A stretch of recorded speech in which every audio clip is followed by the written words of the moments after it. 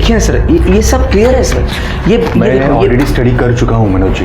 ये जो टैक्स बचाने के चक्कर में आपने अनऑथराइज्ड क्लेम्स और इलीगल ट्रांजैक्शंस किए ना, ये सरकार की नज़र में बहुत बड़ा क्राइम है, आप जानते हैं। इसकी सजा 10 साल तक की जेल और 20 लाख रुपए जुर्माना है। अब इंक्वायरी बंद करने के लिए मैंने मेरे सीनियर्स को 10 लाख रुपए में कन्विंस किया है। Thank you Kulkarni sir. पैसों के लिए मैंने अपना ये घर गिरवी रखा है। कुछ दिन और ठहर जाइए, आपका काम हो जाएगा। आप एनफोर्समेंट डिपार्टमेंट के इतने बड़े अफसर हो, कुछ और मोहलत दीजिए ना प्लीज। मैं बात करता हूँ मेरे सीनियर से, और आप भी तो बात कीजिए आपके पार्टनर से। परेश जी ना? हाँ, चाह क्यों नहीं ना।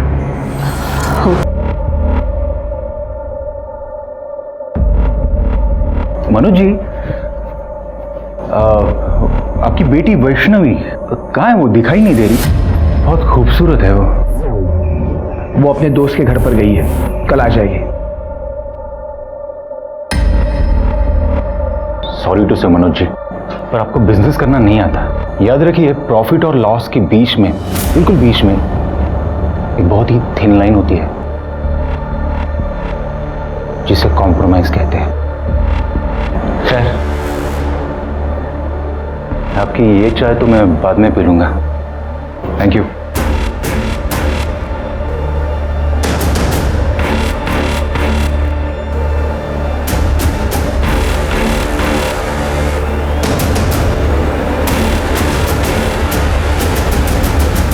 पता नहीं परेश फोन क्यों नहीं उठा रहा है।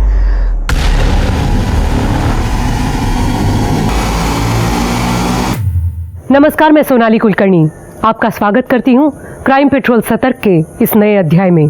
किसी ने सच ही कहा है, किसी भी देश की तरक्की, अस्मिता उस देश में रहने वाली नारी की स्थिति से नापी जाती है। आज हम एक ऐसा rarest of the rare case लाए हैं जो रिश्ते और विश्वास की परिभाषा के बिल्कुल विरुद्ध है। एक ऐसा घिनौना सच जिसकी हम कल्पना भी नहीं कर सकते। सिंधुदुर्ग के सावंत नगर में वैष्णवी गायकर रहती थी। उसके सपने बड़े और उम्मीदों से भरे थे। आखिर क्या हुआ था उस मासूम लड़की के साथ, जिसके लिए उसे मौत से भी बदतर सजा दी जा रही थी? आई आई आई अगर क्या है? मुझे मुंबई में जॉब मिली है, मल्होत्रा डिजाइनर्स के यहाँ। मुंबई की बहुत बड़ी डिजाइनर कंपनी है। I am so happy. अगर बाबा नहीं मानेंगे। भाई आप मना लेना ना बाबा को, ऐसी अपॉर्चुनिटी बार बार नहीं मिलती है। तू जानती है ना बाबा को। आप रुको, बाबा को आने दो, मैं मनाती हूँ। लगता है बाबा आ गए।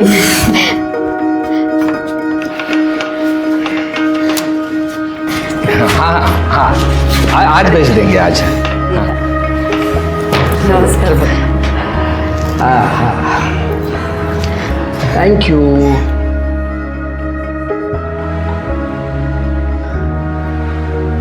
बाबा, मुझे मुंबई में जॉब मिली है, हफ्ते भर में निकलना होगा। ये तो बड़ी अच्छी बात। कोई अच्छी बात नहीं है, मना कर दे उनको। देख, तू अकेली मुंबई नहीं जाएगी, और अगर तेरे को मुंबई जाना है तो तेरे लिए मैं मुंबई का लड़का ढूंढता हूँ। शादी कर ले और फिर मुंबई चली जाना। तो बाबा, कैसी बात कर रहा है मनोज? बच्ची जिंदगी में आगे बढ़ रही है और तू उसके पैरों में शादी की बेड़ियां बांध रहा है। परेश, तुला माहिती नहीं है। भाऊजी, ये नहीं समझेंगे। खानदान परंपरा यही नजर आता है इनको। हाँ, नजर आता है, इसलिए तो मुझे अपनी मर्यादा पता है, और हर एक को अपनी मर्यादा का पता होना जरूरी है। तुझे मुंबई जाना है, शादी कर ले और फिर आराम से मुंबई चली जाना। That's final. बाबा,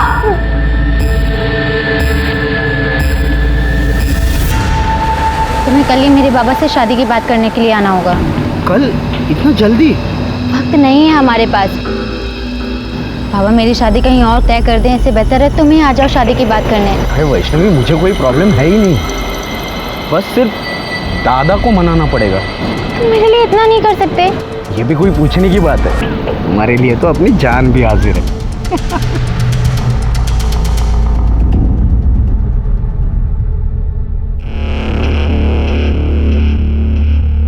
वैष्णवी, अरे वाह, इतना सज धज के कहाँ जा रही है?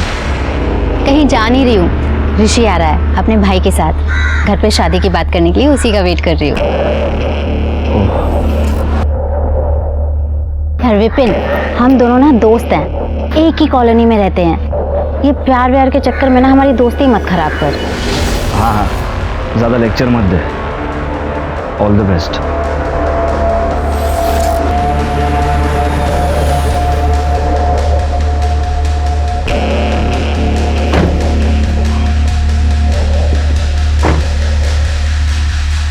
हाय, लेट तो नहीं हुआ मैं? नहीं नहीं नहीं, चलिए अंदर चलिए।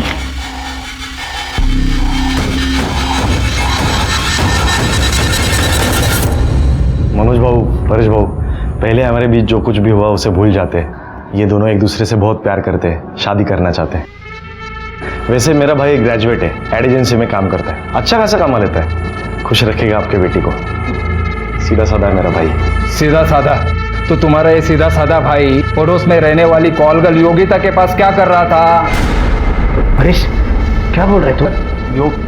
क्या बोल रहे हो काका? दिखाता हूँ। ये कौन है?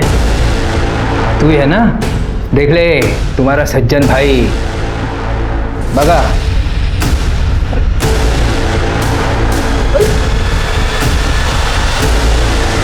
परेश, ये फोटो तुम्हारे पास कैसे आई? अरे योगा योग साला, 4 महीने पहले तुम सब लोग शिरडी गए थे। उस वक्त सावंतवाड़ी में मेरी मीटिंग तय हुई थी, तो मैं तुम्हारी बाइक लेने के लिए यहाँ आया था। तब इसको देखा था मैंने। फिर जब कल इन दोनों को साथ में देखा ना मैंने, तब इसको मैं पहचान लिया। आज सुबह उस योगिता के पास मैं गया था, उसी ने ये फोटो मुझे दी है। सुन, एक लड़का है ऋषि कोलवनकर, क्या तू जानती है उसे?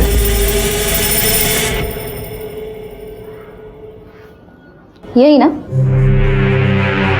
ये तो अक्सर आता है मेरे यहाँ, बहुत पसंद है मुझे।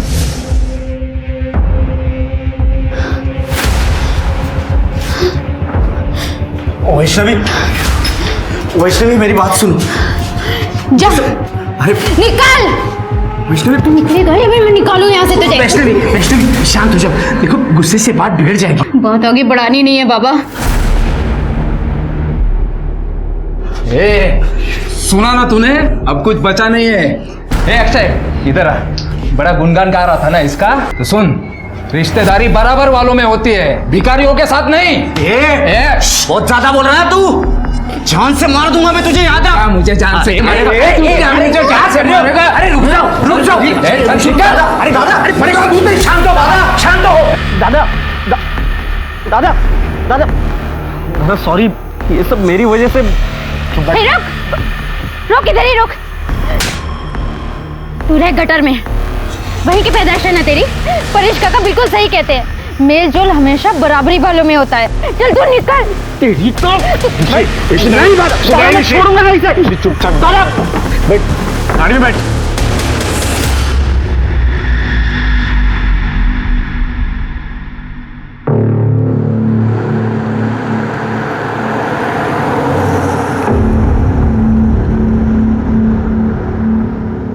मुझे ना बड़ा मजा आ रहा है तुझे ऐसे देखने में। वैसे तेरे हिस्से का आधा प्यार तो तेरा आशिक मुझे कर ही चुका है। अब तू और मैं बराबर।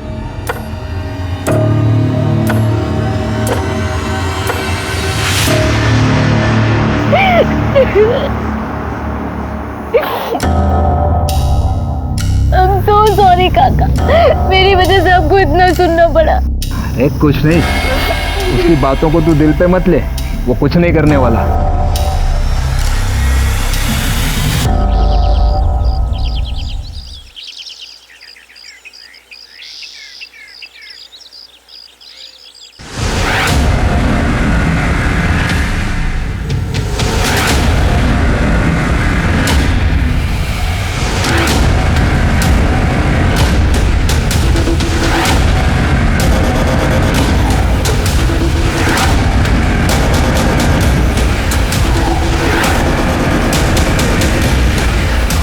शिरके, जरा चेक करो, और तुम लोग जरा आसपास चेक करो, कुछ मिलता है क्या?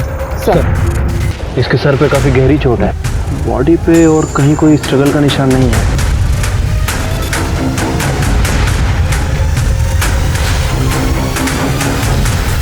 Mobile, wallet. Sir PAN card, Aadhaar card, Paresh Parchure, इसकी कंपनी का विजिटिंग कार्ड भी मिला है, विश्वास प्राइवेट लिमिटेड, और इसके पार्टनर का नाम भी लिखा है, मनोज गायकर। और वॉलेट में कुछ पैसे भी हैं। वॉलेट में पैसे भी हैं, फ़ोन भी है, मतलब चोरी का मामला तो नहीं है। पर ये आदमी जंगल में क्या कर रहा था? सर वही बात तो समझ नहीं आ रही है, लेकिन सर एक चीज़ तो कंफर्म है कि इसका मर्डर कहीं और हुआ है और उसको यहाँ लाके डंप किया गया है। हाँ हो सकता है, क्योंकि ज़मीन पर इतना खून भी नहीं बिख रहा है। शिरके, फॉरेंसिक को बुलाओ और इसकी फैमिली को इन्फॉर्म करो। ठीक है सर। स्वाति, एम्बुलेंस को फ़ोन करो, बॉडी को पोस्टमार्टम के लिए भेजो। सर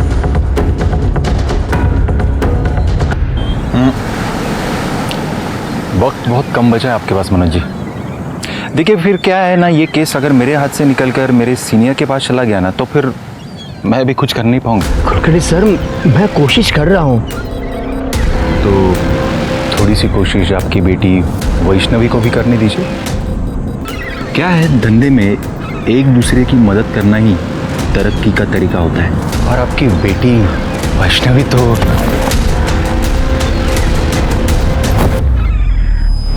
ये गलती दोबारा मत करना, वरना 10 लाख के 20 लाख देने पड़ेंगे।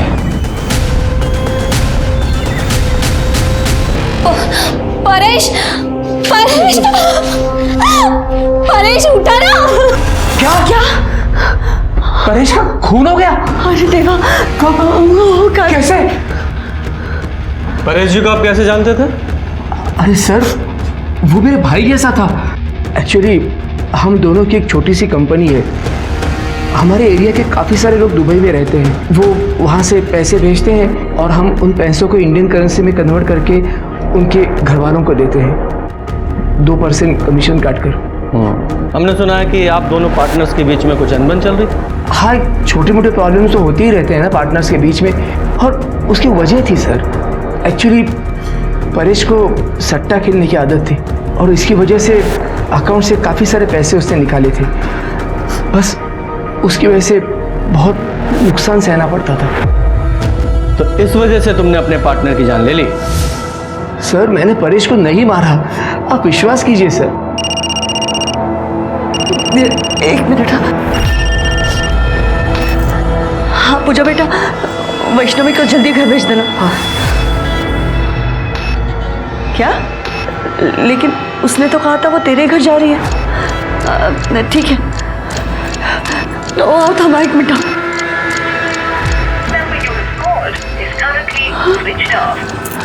काय झालं सांगशील का?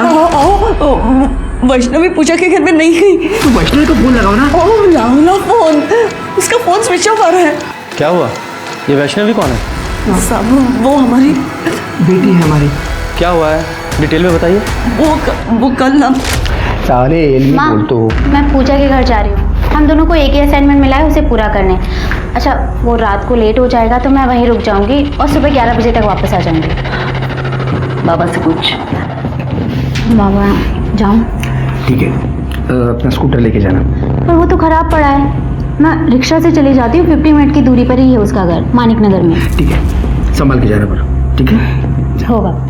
सर अब पूजा कह रही है कि वैष्णवी उसके घर पर गई नहीं। तो वैष्णवी किसी और फ्रेंड के घर पे चली गई होगी। नहीं सर, ये पक्का उसी का काम है। किसका? ऋषिकेश कोलवणकर। वो कौन है? वो वैष्णवी से शादी करने के लिए आया था, लेकिन परेश को उसके चाल चलन के बारे में पता चल गया था और ये सुनकर वैष्णवी से उसे रिश्ता तोड़ा था और शादी भी तोड़ी थी। तब तो वो चला गया था घर से, लेकिन 2 दिन के बाद तू याद रख, अगर तू मेरी नहीं हुई ना तो मैं तुझे किसी और की भी नहीं होने दूंगा। तुझे भी मार डालूंगा, खुद भी मर जाऊंगा, समझे? सर, उसे जल्दी से पकड़िए सर, कहीं वो मेरी बेटी के साथ कुछ गलत ना कर बैठे सर। आप शांत हो जाइए, टेंशन मत लीजिए। ये वैष्णवी का फोन नंबर और उसका फोटोग्राफ दीजिए। चलिए दे दे सर। सर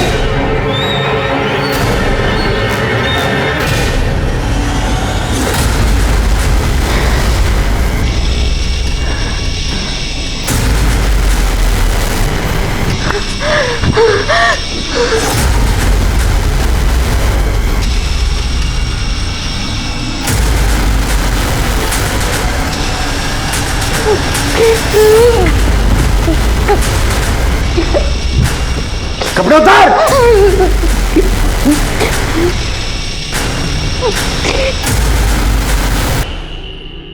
शिरके, इनकी कंपनी के अकाउंट्स, सारे बिजनेस रिकॉर्ड, सारे फोन्स, उनकी लोकेशन सब चेक करो।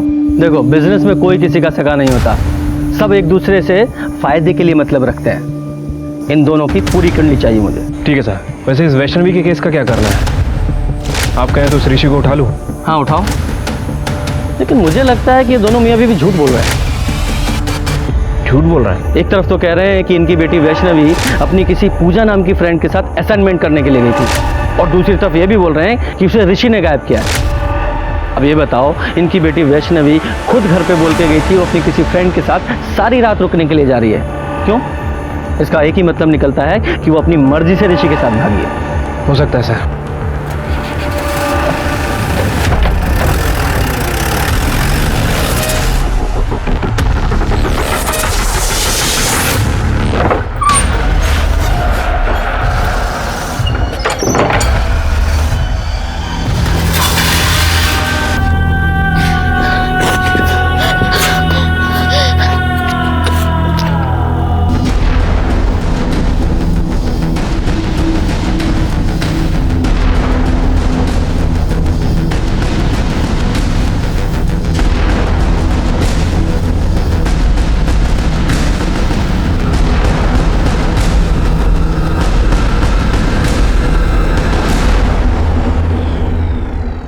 सर, परेश की पोस्टमार्टम रिपोर्ट के हिसाब से उसकी मौत 10 तारीख को करीब 3 से 4 बजे के बीच हुई।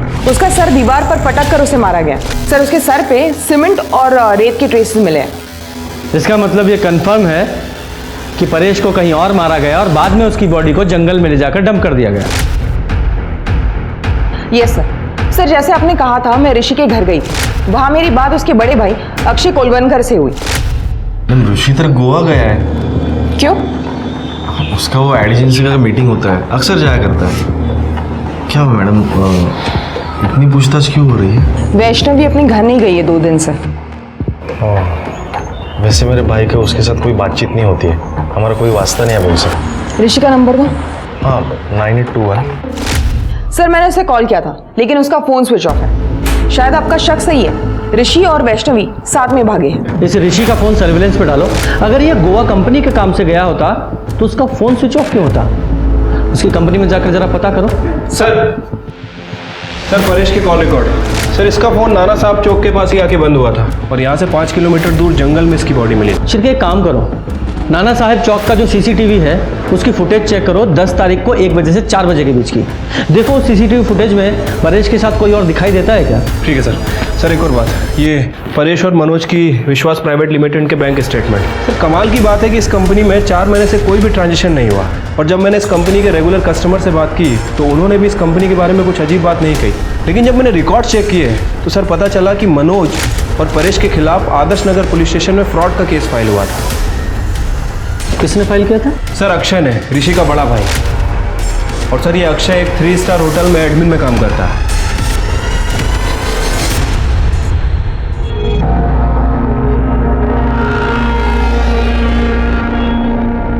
अब क्या हुआ सर? परेश परचूरे को जानते हो? उन्हें कैसे भूल सकता हूँ सर। परेश भाऊ और मनोज भाऊ, उन्होंने 1 साल पहले मेरे 3 लाख रुपए डुबाए।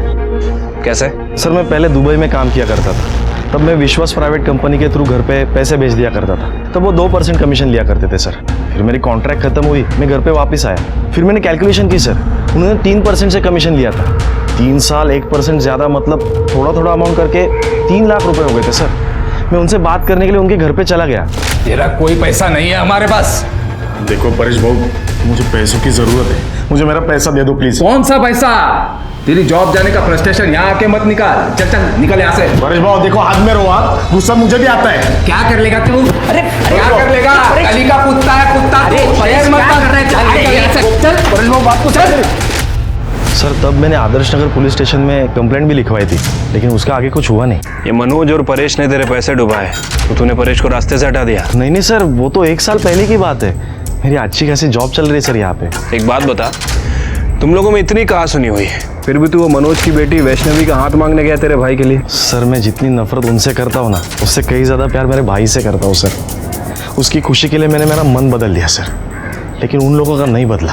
रिश्तेदारी बराबर वालों में होती है, भिखारियों के साथ नहीं। बहुत ज्यादा बोल रहा है तू, मैं जान से मार दूंगा देखो। मतलब तेरे भाई के पास भी मर्डर करने का मोटिव है? सर नहीं सर, वो तो उसने उस दिन गुस्से में बोल दिया था, वो ऐसा नहीं कर सकता, वो तो बहुत सीधा साधा है। ये तेरा सीधा साधा भाई लड़की को लेके भागा है, मालूम है ना तुझे? नहीं सर, ऐसा नहीं हो सकता, वो गोवा गया, मैंने मैडम को बताया ना। गोवा गया तो फोन क्यों बंद है उसका? पता नहीं सर, शायद कोई नेटवर्क की प्रॉब्लम हो सकती है ना सर। उससे कोई कांटेक्ट होती है ना तो मैं खुद आपको कांटेक्ट करता हूँ, मैं सबसे पहले आपको बोलूँगा। भूलना मत, समझा?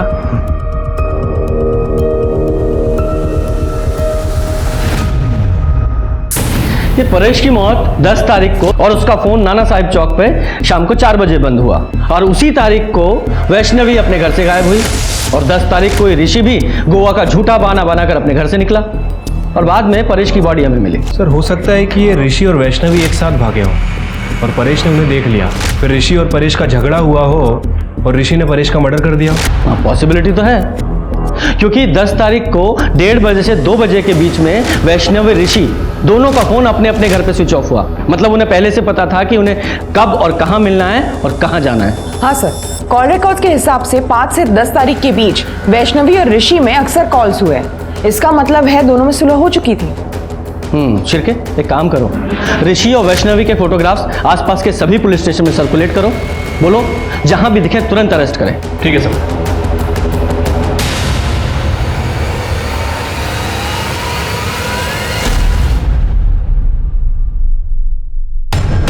मुझे दे दीजिए ना।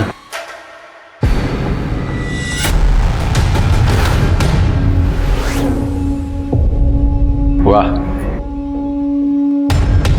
खूबसूरती की तारीफ ना हो ना तो तौहीन हो जाती है। सुजाता ऊपर जाओ।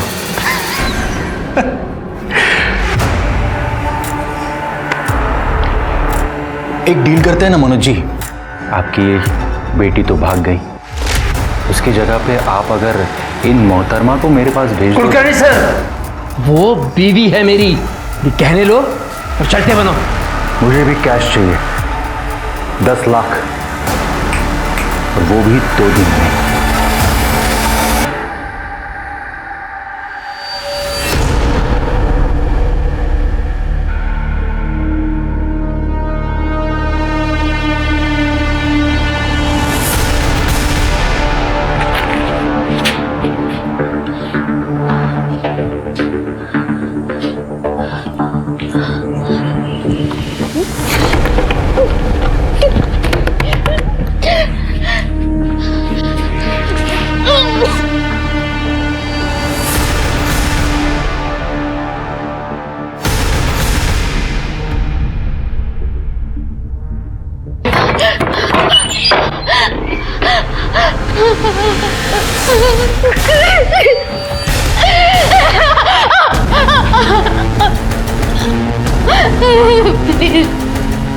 प्लीज प्लीज प्लीज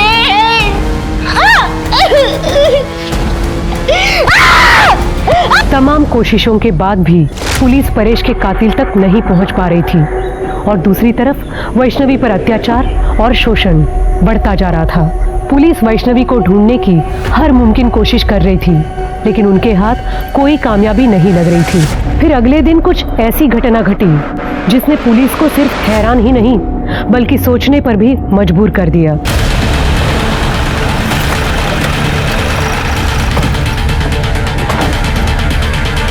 सर मैंने ही आपको फ़ोन किया था, यहाँ से स्टेशन जाने के लिए शॉर्टकट है, तो मैंने वहाँ पर एक लाश देखी, इसलिए सर आपको फ़ोन किया। किधर है सर? यहाँ पर है। स्वाति जरा चेक करो। सर कर दे, जरा आसपास चेक करो। सर ये तो वैष्णवी है। सर वैष्णवी को गला दबा के, सर चेहरे पे बहुत सारे वार हैं शायद, और सर हालत देख के लगता है इसके साथ सेक्सुअल असॉल्ट भी हुआ है। मेंटल और फिजिकल टॉर्चर दोनों हुआ है इसके साथ। इसकी फैमिली को इन्फॉर्म करो और फॉरेंसिक टीम को बुलाओ। बॉडी को पोस्टमार्टम के लिए भेजो।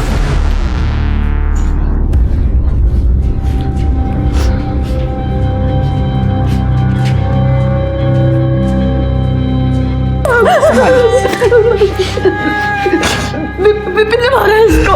विपिन ने मारा है। विपिन ने मारा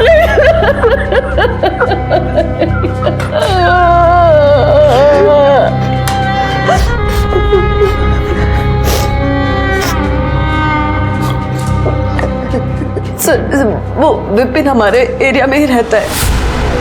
मेरी वैष्णवी ने उसके प्यार को कभी एक्सेप्ट नहीं किया। फिर वो उसका पीछा करने लगा और एक दिन मेरी और ऋषि की अब बात नहीं होती। देख वैष्णवी, मैं अभी तुझसे बहुत प्यार करता हूँ, एक बार सोच ले। विपिन, मुझे रिश्तों में मिलावट अच्छी नहीं लगती। हम दोस्त हैं और हमेशा रहेंगे। क्या दोस्त दोस्त दोस्त, थक गया हो तेरा दोस्त बनकर। देख वैष्णवी, देख अगर तूने हाँ नहीं कहा ना तो मैं ना अपनी जान दे दूंगा, सच में। छोड़ ये ड्रामे मत कर, छोड़। देख मैं मजाक नहीं कर रहा हूँ, मैं अपनी जान दे रहा हूँ, सच कह रहा हूँ। मैं क्या ड्रामे कर रहा है? लग जाएगा तुझे तो। I can't live without you. I can't live with you. देख वैष्णवी, वैष्णवी, देख मैं तुझे बहुत मैं तुझसे शादी करना चाहता हूँ। क्या हो गया तुझे? छोड़ मेरी बात मैं वैष्णवी से प्यार करता हूँ। तेरा और मेरी बेटी का मेल हो ही नहीं सकता, समझ रहा तू ना? चल निकल, चल निकल। चाहता हूँ, मुझे अपनी खूबसूरती पे बहुत नाज है ना, तेरी ऐसी शक्ल बिगाड़ूंगा ना कि कोई पहचान भी नहीं पाएगा। अरे चल जा। तो आपने पुलिस में कंप्लेन क्यों नहीं की? उस दिन के बाद उसने उसका पीछा करना बंद कर दिया। हमको लगा वो सुधर गया। यही गलती करते हैं मैडम हम लोग। क्राइम की शुरुआत यहीं से होती है। आपको उसके खिलाफ कंप्लेन करनी चाहिए थी। खैर, कहाँ मिलेगा ये विपिन? वैष्णवी को क्यों मारा? साहब मैं उसे क्यों मारूंगा? मैं तो उसे प्यार करता था। उस पर रेप करने की कोशिश करता और बोला प्यार करता था। सर वो उस दिन मैं नशे में था। नशे में था तो कुछ भी करेगा, हैं? देख सीधे सीधे बोल, वरना डंडा डाल के उगलवाऊंगा। सर मैं सच बोल रहा हूँ। तू ऐसे नहीं बोलेगा। कर दे, अंदर डालो इसे। सर मेरी बात तो सुनो सर। सर मैंने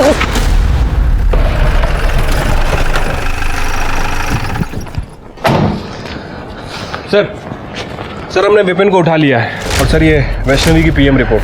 सर इसके हिसाब से उसकी मौत 14 तारीख को रात 2 बजे से 3 बजे के बीच में हुई है। गला घोटने की वजह से उसकी मौत हुई है सर। और सर रिपोर्ट में ये भी मेंशन है कि उसके साथ लगातार 4-5 दिन से सेक्सुअल एक्टिविटीज़ हो रही थी और बॉडी पे बहुत सारे मार्क्स मिले हैं। मतलब सर उसे टॉर्चर किया जा रहा था, लेकिन कहीं कोई सीमन सैंपल नहीं मिला है। एकदम जानवर है ये। जिसने भी वैष्णवी को मारा है उसके मन में वैष्णवी के खिलाफ बहुत गुस्सा भरा होगा।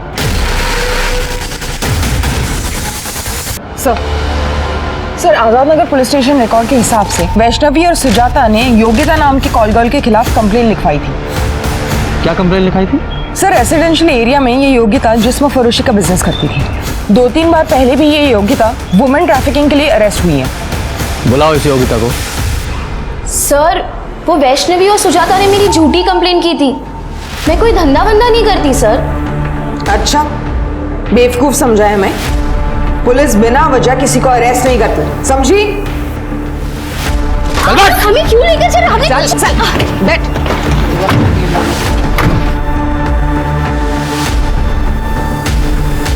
सुजाता और वैष्णवी ने तुझे अरेस्ट कराया था। तूने बदला लेने के लिए उस वैष्णवी को बेच डाला, उसे किडनैप करवा दिया और जब वैष्णवी ने वहां से भागने की कोशिश की तो मरवा दिया उसे। सर वो धंधा मैं पहले करती थी, अब मैंने वो सब छोड़ दिया है और वैष्णवी को मैंने नहीं मारा है सर। जब तक ये केस सॉल्व नहीं हो जाता शहर छोड़कर नहीं जाएगी। ठीक है सर। जाओ। स्वाति नजर रखना इस पर। सर हमने इस मनोज पर नजर रखी थी। पता चला है कि मनोज ने अपना घर गिरवी रख के मार्केट से 10 लाख रुपए उठाए। ये मनोज जरूर कुछ ना कुछ हमसे छिपा रहा है। हाँ सर लेकिन एक बात मैंने आपसे छुपाई है। कौन सी? एक्चुअली परेश टैक्स और जीएसटी बचाने के चक्कर में पैसों की बहुत हेरा फेरी करता था। मैंने उसे बहुत बार समझाया पर उसे कभी माना नहीं। फिर एक दिन आप लोगों को क्या लगा ये सब फ्रॉड करके आप सरकार से बच जाओगे? सॉरी सर, गलती हो चुकी है, आप ही बताइए क्या कर सकते हैं। 20 लाख रुपए का फ्रॉड है, इंक्वायरी तो बैठेगी। 10 साल की सजा और 20 लाख तक का जुर्माना। मैं क्या कहता हूँ, कुछ चाय पानी ले दे के मामला यहीं सेटल कर देते हैं। 10 लाख कैश। एक ईडी ऑफिसर ने आपसे रिश्वत मांगी? हाँ सर, इसीलिए मैंने अपना घर गिरवी रख के मार्केट से 10 लाख रुपए उठाए थे। नाम क्या था उस ऑफिसर का? राजेंद्र कुलकर्णी। आपके पास नंबर है उसका? हाँ। शिरके, नंबर लगाओ।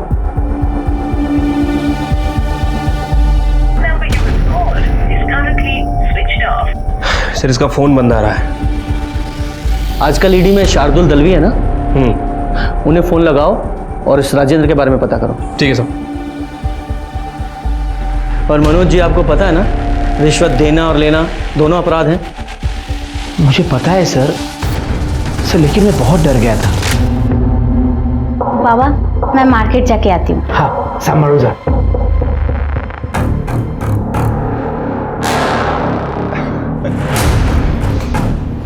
आपकी बेटी मेरा मन बहलाने के लिए कुछ दिन आ जाए तो। कुलकर्णी सर, उसकी मेरी बेटी पर ही नहीं, मेरी बीवी पर भी बुरी नजर थी सर।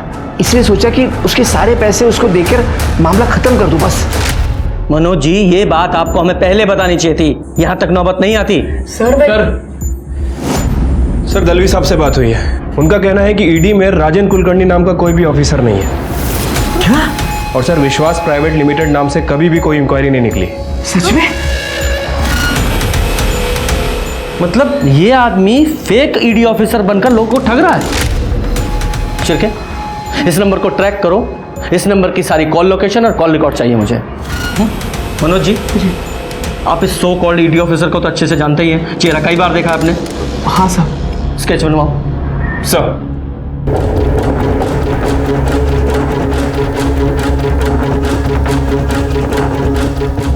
सर उस ऑफिसर का फोन अभी तक स्विच ऑफ है सर, और मैंने उसके कॉल रिकॉर्ड चेक किए हैं। उसने सिर्फ और सिर्फ मनोज जी को ही फ़ोन किया था। और एक और बात सर, उसके फ़ोन की लोकेशन कभी कभी योगिता के घर के आसपास की थी। योगिता, ये मनोज जी की नेबर ना? Right sir. सर, इनके ब्रीफिंग से ये स्केच बनाया है। यही है वो राजेंद्र कुलकर्णी।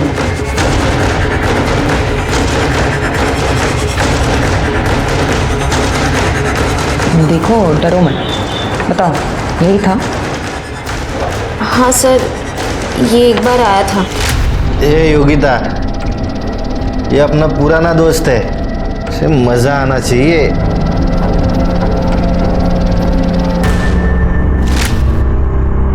इसने कुछ बताया अपने बारे में? नहीं सर, इसने तो कुछ नहीं बताया, पर इसके साथ जो आदमी आया था मैं उसे जानती हूँ। वो यही शिवा कॉम्प्लेक्स में रहता है। हमें सब पता है तेरे और उस नकली ईडी ऑफिसर के रैकेट के बारे में। अब सीधे सीधे बताएगा या तेरे हलक में से उगलवाऊं? शिरके, सब कुछ बताता हूँ सब उसका नाम शेखर नाइक है। सब मैं दिल्ली में जॉब करता था, तभी हम पहली बार मिले थे। और एक दिन अचानक वो मेरे घर पे आया। क्या? तो तू इधर फेक ईडी ऑफिसर बन के लोगों से पैसे लूटता है? हाँ, और पता है तुझे, थोड़ा सा डरा दो ना तो लोग पैसा दे भी देते। दिल्ली की पुलिस है ना, कुत्ते की तरह ढूंढ रही मुझे, पर मैं हूं ना, उनके नाक के नीचे से भाग आया हूं। और फिर तुम दोनों ने यहाँ आकर ठगी करना शुरू कर दिया? नहीं सर, कसम से सर, मैंने ऐसा कुछ नहीं किया सर। बस मेरी इतनी गलती हो गई कि मैंने उसको अपने घर में रहने दिया। सर, ना वो मेरे घर में रहता और ना ही वो ऋषि से मिलता। ऋषि कोलवनकर? हाँ सर। पता नहीं यार, उस योगिता ने मेरी फोटो उस परेश को क्यों दी? जी करता है उसे जान से मार दूं। तेरे को पता है, उस परेश और उस मनोज जी के कंपनी ने मेरे दादा के 3 लाख रुपए खाए। क्या? हाँ। कौन सी कंपनी रे? कैसे पैसे? अरे मेरा अक्षय दादा पहले दुबई में हुआ करता था ना, वो वहां से पैसे बेचता था इन लोगों को। ये लोग इन्वेस्टमेंट करते थे, कर दिया घपला। और जब वापस मांगने गया तो बोला कुछ नहीं मिलेगा, इनके पास कुछ भी नहीं है। और तभी शेखर के दिमाग में मनोज और परेश को लूटने का प्लान आया और उसने उनके कंपनी में फ्रॉड बताकर उनसे 10 लाख रुपए की मांग की सर। कहाँ है तेरा वो शेखर? सर वो मुंबई गया हुआ है, कल लौटेगा। खड़े लेके जाओ इसे। साहब सच में मैंने कुछ नहीं किया साहब, साहब कसम से। शिरके, अगर लोमड़ी का शिकार करना है तो उसे बोटी डालनी पड़ेगी। मनोज जी को फोन लगाओ और उनसे कहो इस शेखर मतलब राजेंद्र का अगर उन्हें फोन आए तो उससे कहें कि पैसे रेडी है। ठीक है sir.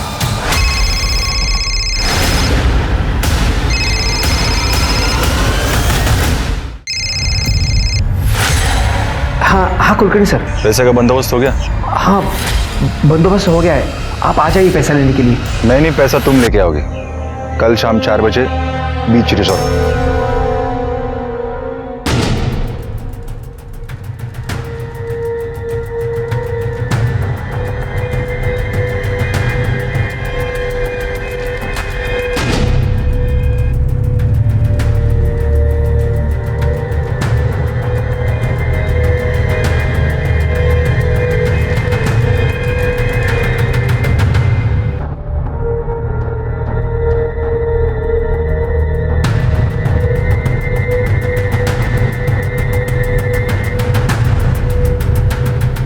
Mister Rajendra Kulkarni from ED, I card दिखाइए प्लीज। हाँ।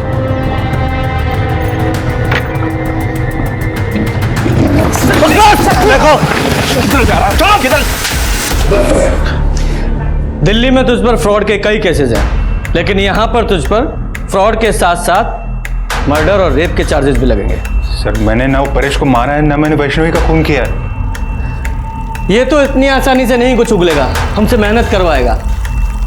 तू ही बता दे, तू तो इसके साथ प्लान में शामिल था ना? सर मैं तो किसी भी प्लान में नहीं था सर वो वैष्णवी को मैं जानता भी नहीं है सर वो तो ऋषि के साथ भागने वाली थी सर।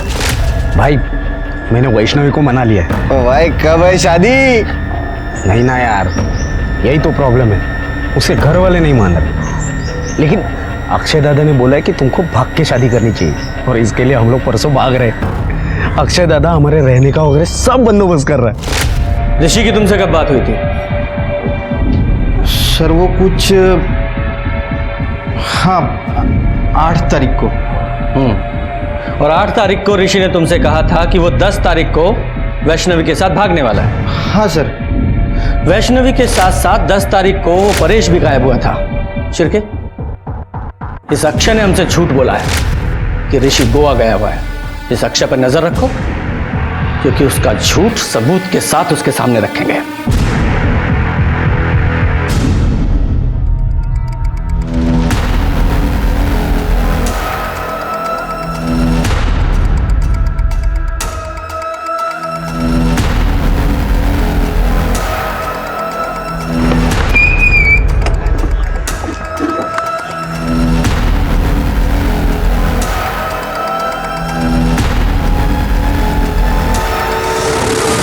अरे दादा लेकिन हुआ क्या?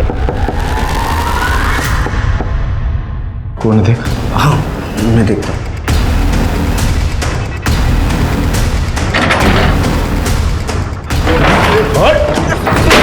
अरे साहब पकड़ो। दादा दादा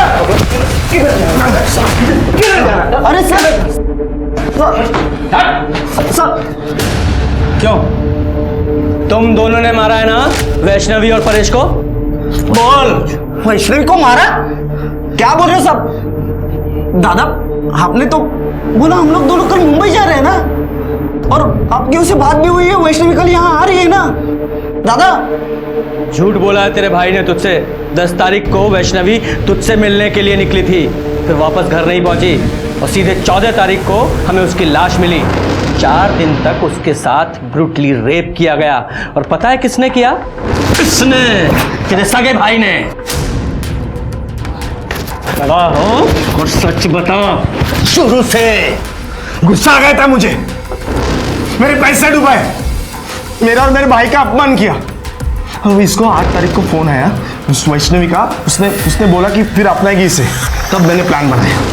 ऋषि तुम यहाँ से सीधा वर्तक नगर के लिए निकलना। मैं वैष्णवी को उसके घर से पिकअप करता हूँ और वर्तक नगर में छोड़ता हूँ। वहाँ से तुम दोनों मुंबई के लिए निकलना, लेकिन ध्यान से अपना फ़ोन स्विच ऑफ कर लेना, दोनों भी, ताकि तुम लोगों तक कोई पहुँच ना पाए। मैं पूजा के घर जा रही हूँ, हम दोनों को एक ही असाइनमेंट मिला है, उसे पूरा करने।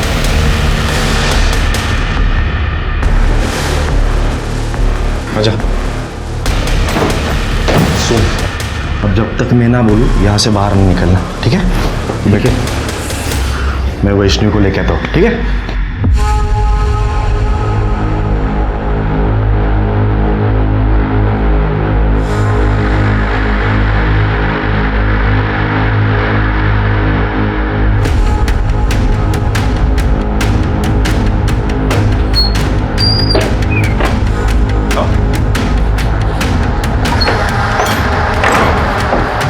ना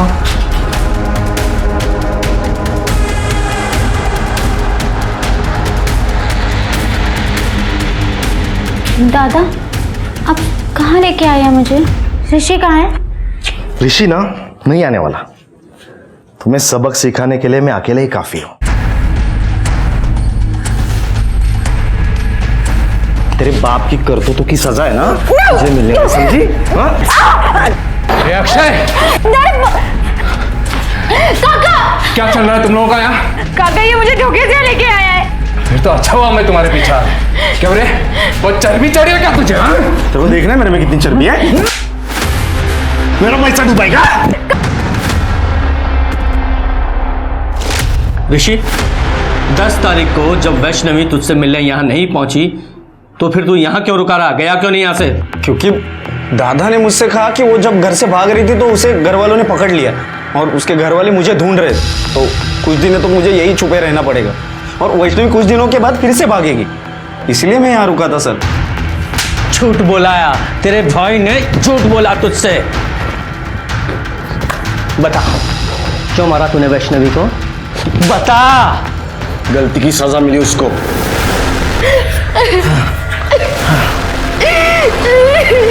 अभी रो क्यों रही है?